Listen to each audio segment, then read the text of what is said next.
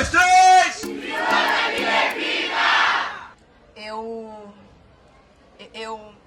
Eu não queria ser feminista. Eu não deveria ser feminista em pleno século XXI, minha gente. Feminismo deveria nem existir. Calma, sociedade. Não comece a sorrir. É porque mulheres não tinham que precisar resistir tanto assim.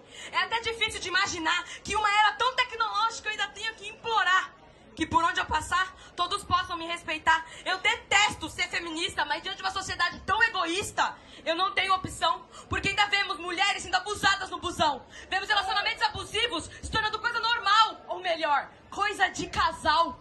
Ninguém liga pra mulher ou pra sua dor, fazendo acreditar que tudo isso é amor. Vemos a mídia a todo momento querendo nos empurrar o padrão. Eles fazem com que a gente tenha noção de que nunca chegaremos a ser considerado bonito pra toda a nação. Passamos o dia escutando que as mulheres não estão se respeitando. Quando que vão entender que do nosso corpo somos nós que estamos no comando? Percebemos que quando estamos na rua, à noite, sozinhas, e observamos um cara se aproximar, já começamos a acelerar, coração disparar, começamos a rezar que seja só um assalto e que ele só leve o meu celular. Ainda assim acha mimimi, conversa fiada, como já tem muitas vezes falta de vergonha na cara? Vamos ser mais didática então, vamos jogar estatística da que parece que o óbvio saiu de questão.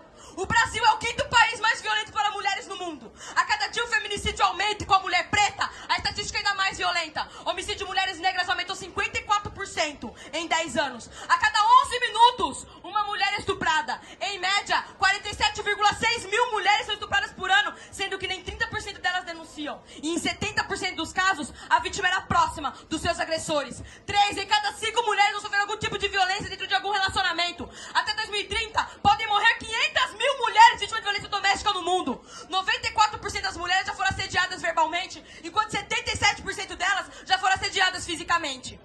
E vocês acham que o feminismo é exagero? O feminismo é o desespero, pois estamos em um mundo que ainda tem que explicar que somos seres humanos e não algo que se possa descartar. Então não me venha pedir delicadeza, pois tenha certeza que isso aqui não vai rolar. Foi-se a época de gentileza. Vamos ficar com 2 pés no peito mesmo, passar por cima de qualquer tipo de sujeito, derrubando esse seu preconceito. Afinal, confundir a violência do opressor com a reação do oprimido não faz o mínimo de sentido. Mas hoje, vocês não conseguirão mais nos parar. Na luta de outras mulheres, buscamos força pro nosso caminhar e temos fé que tudo vai mudar. E que vamos desconstruir e que essa merda de patriarcado vai cair. Só precisamos nos unir. Porque é tão lindo viver com a sua igual, com a plena consciência que ela não é sua rival. Sensação de liberdade, total felicidade. Hoje, mulheres precisam ser feministas, mas tomara que algum dia elas não precisem mais ser. E que finalmente alcancemos o nosso devido poder. E eu peço, para qualquer deus de qualquer religião, que a próxima geração não enfrente um mundo tão sem noção.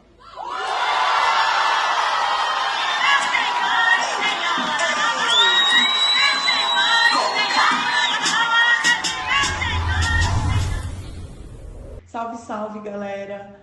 Meu nome é Vanessa Mesquita Dutra, eu estou no programa de pós-graduação em Cultura, História e Filosofia da Educação da Universidade de São Paulo.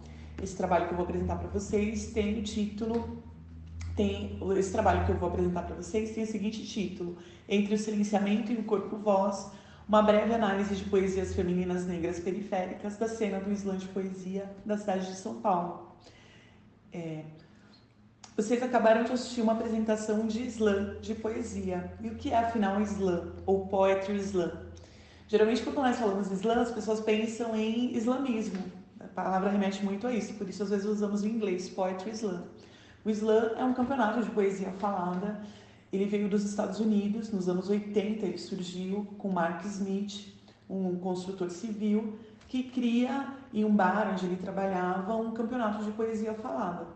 E então, no Brasil, ele vai chegar nos anos 2000. O slam no Brasil tem 16 anos. O primeiro slam é o Zap, ele foi trazido pela Roberta Estrela Dalva, que é uma pesquisadora, uma atriz, enfim, uma apresentadora, uma mulher multifacetada, que traz então o slam para o Brasil. O primeiro slam que nós temos é o Zap.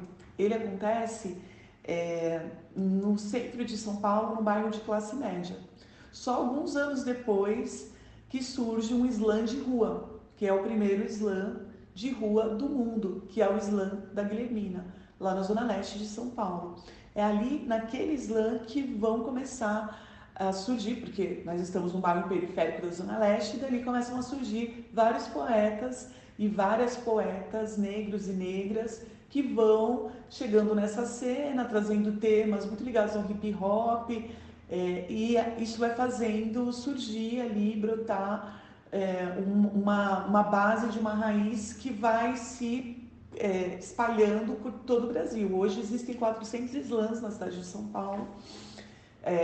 Na cidade de São Paulo não, existem 400 slams no Brasil, mais de 400 slams no Brasil. E o slam das Minas é um slam muito importante para a gente pensar esse protagonismo feminino que veio se desenhando. Porque o slam das Minas é um slam que fomenta a participação feminina. O slam das Minas em que só correm mulheres. Então o slam das Minas ele é importante porque ele fomenta a participação feminina, e depois o slam das Minas também vai se espalhando por todo o Brasil.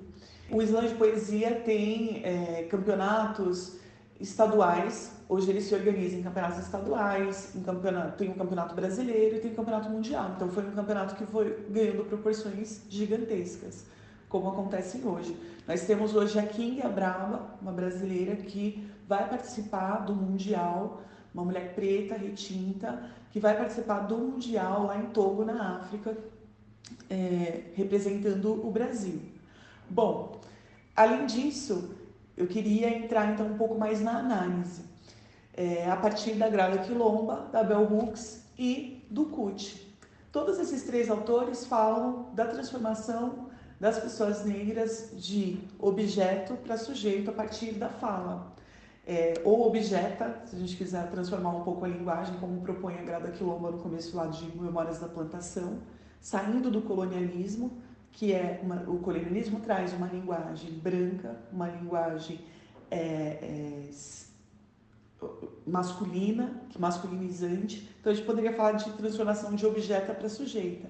Uma coisa que a Grada faz no seu livro é trazer já uma mulher negra, a escrava Anastácia, que é uma pintura, a gente sabe, né, de 1817, que ela chama de máscara do silenciamento. Então o silêncio é uma questão para a gente, né? A Grada vai falar, oficialmente, a máscara era usada pelos senhores brancos para evitar que africanas escravizadas comessem cana-de-açúcar ou cacau enquanto trabalhavam nas plantações. Mas sua principal função era implementar um senso de mudez e de medo, visto que a boca era um lugar de silenciamento e tortura. Então vejam que importante a mulher abrindo sua boca e falando em praça pública.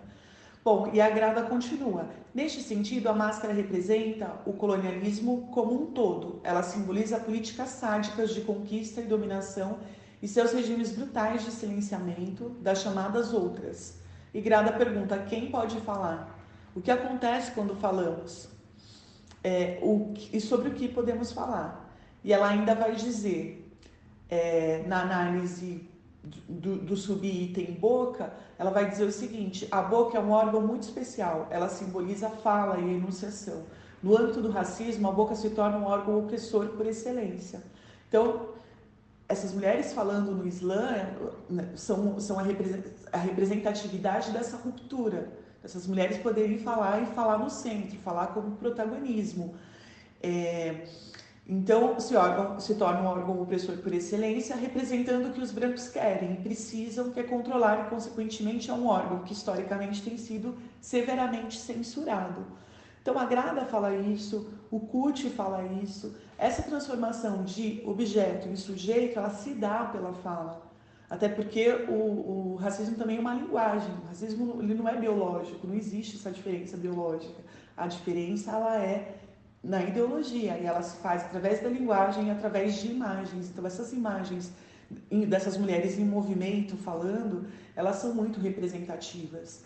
Bom, além disso, eu queria responder as perguntas colocadas no início do trabalho, que são, né, no resumo, eu trago as seguintes perguntas. Para quem elas falam? A quem essas mulheres se direcionam? E a pesquisa foi mostrando, então, na leitura, enfim, na observação de vários slams, que essas mulheres usam a polaridade de que fala o CUT. Elas falam do branco versus o negro, do rico versus o pobre. Então, na leitura de vários materiais, o que a gente consegue perceber, no acompanhamento de vários slams, a gente consegue perceber que elas usam a polaridade de que fala o CUT, preto versus branco, pobre versus rico, pesquisador versus não pesquisador, e assim por diante. Elas falam com pessoas brancas, elas se dirigem a pessoas negras, nesse lugar de construção de autoestima, muitas vezes, a pessoas brancas no lugar de crítica, de falar vocês isso, vocês aquilo. Elas falam com pesquisadores, vocês vão vir aqui só pesquisar, mas depois quando chega em casa não tem comida, e aí? Né? Então, falam com homens machistas também, como a gente pôde perceber, elas tratam do machismo também de uma maneira forte. A gente pôde perceber no texto apresentado no início desse trabalho. Daí, na sequência, a segunda pergunta, do que tratam as suas poesias? As poesias falam de feminismo, como a gente já pôde perceber, de racismo, preconceito, da autoestima negra, do gostar-se negra. Elas saem da identidade reprimida pelo branco, de que tanto fala o CUT. Elas vão contestar também as relações teoricamente pacíficas entre brancos e negros, entre brancas e negras. Elas desconstroem esses estereótipos, fazem ataques poéticos, isso acontece muito. Elas usam muito do deboche como uma tecnologia de existência. Elas falam da história, a história emocionada, a que se refere o CUT, fazendo rasuras. Então, rasura na história, contando uma história nas suas próprias versões. Elas falam em seu nome e em nome do coletivo. Esse eu poético na cena do slam, ele não é solitário, assim como acontece na literatura negro brasileira, rompendo então com a censura introjetada. Os poemas do slam são longos, eles têm 3 minutos cada um. Então, diante do breve tempo que a gente tem aqui para análise, eu vou ressaltar pequenos trechos. Peguei um trecho da Tawane Teodoro, e eu vou trazer para vocês o trechinho e fazer uma breve análise. Eu quero as mana preta me olhando e falando: por causa da sua poesia, a minha autoestima tá crescendo. E vocês não estão entendendo. Sempre falam do topo pro topo e a gente quer tirar os nossos do baixo e crescê-los pouco a pouco. Se vocês ensinam ódio, nós não vamos ensinar a fazer carinho. Amor gera amor. E ser preconceituoso gera voadora, não atrapalha o nosso caminho. As palavras são pesadas, o futuro ser leve. Então tem assim, eu quero as mana preta me olhando e falando: por causa da sua poesia, minha autoestima tá crescendo. E eles não estão entendendo, sempre falam do topo pro topo. Aqui a gente já percebe, né, a referência às manas pretas, a referência à autoestima que está crescendo. Eles estão entendendo, eles não estão entendendo, eles falam, e a gente quer tirar os nossos de baixo para crescê-los pouco a pouco. Então tem eles e tem a gente. E tem uma coisa aqui que é essa consciência do trabalho que está sendo feito através do slam de poesia, de crescê-los, né, pouco a pouco. Pois se vocês ensinam ódio, nós não vamos ensinar a fazer carinho. Então aqui tem um ataque poético. Isso é muito forte, esse ataque. Se vocês ensinam ódio, nós não vamos ensinar a fazer carinho. Amor gera amor e preconceituoso gera... E ser preconceituoso gera voadora. Então, novo ataque poético. Não atrapalhem o nosso caminho. As palavras são pesadas para o futuro ser leve. Isso é uma coisa de que o CUT fala. A gente tem que ter uma perspectiva de futuro. E várias poesias tratam disso. Vou falar muito brevemente também do poema Papaléguas, da Jéssica Campos. Jéssica Campos, que já foi também campeã brasileira. Então, são mulheres que são muito reconhecidas na cena do slam. Tanto a Tawane Teodoro quanto a Jéssica Campos. Foi uma história feita sem métricas, regras ou réguas. Quando eu paro pra discutir com vocês me chamam de papaléguas. Levando uma história escrita em conta, que na real quem conta não sou eu. Se você sabe o nome do seu bisavô, meu irmão, parabéns. Isso aí é quase milagre de Deus. Em Papaléguas, a Jéssica Campos vai dizer o seguinte: foi uma história feita sem métricas, regras ou réguas. Pelo tanto que já tive que correr de vocês, hoje me chamam de papaléguas. Levando uma história reescrita em conta, que na real não conta quem eu sou. Se você sabe quem é seu bisavô, meu irmão, parabéns. Isso aí é quase um milagre de Deus. Ela vai falar isso. Então vejam só, esse Papaléguas, então já é uma imagem que remete, que já é engraçada, né, fazendo aí uma intertextualidade com desenho, mas ela vai falar assim, então é descontraída, tem essa pegada. Foi uma história feita sem métricas, regras ou réguas. Então, é uma coisa que remete ao próprio poema, né? A ideia de métrica, ela está falando que a história não foi feita desse jeito, né? E, pelo tanto que eu já tive que correr de vocês, então tem essa referência a vocês, para quem ela está falando, vocês, né? Então hoje me chamam de Papaléguas. Levando essa Papaléguas, ela está levando uma história reescrita, rasurada. Aqui a gente tem uma história emocionada, em que conta que na real não conta quem eu sou, né? Então ela vai contar quem ela é aqui, porque a história oficial não conta quem as pessoas negras foram. As imagens que a gente tem, o Kut tem uma passagem que ele fala da importância da imagem, porque a imagem, você não tem, a gente não tem registro, por exemplo, de um momento de revolta negra, né? Geralmente as imagens são de pessoas negras submissas. E isso não condiz com a realidade, isso nunca aconteceu, nunca foi, né? Isso são distorções, assim, sempre houve resistência. Inclusive, essa é a última pergunta que eu trago, né? Em que medida seu protagonismo e suas falas representam resistência? É claro que essa é uma resposta longa e que não vai caber aqui, mas a gente pode dizer isso. Eu vou frisar novamente, elas fazem uma rasura na história. Existe uma importância imensa de mulheres negras estarem falando, estarem no centro com o microfone na mão. Elas criam suas próprias narrativas. É auto-história, elas vão criar sua própria versão da história, saindo desse lugar de objeto da história para sujeito das suas próprias narrativas.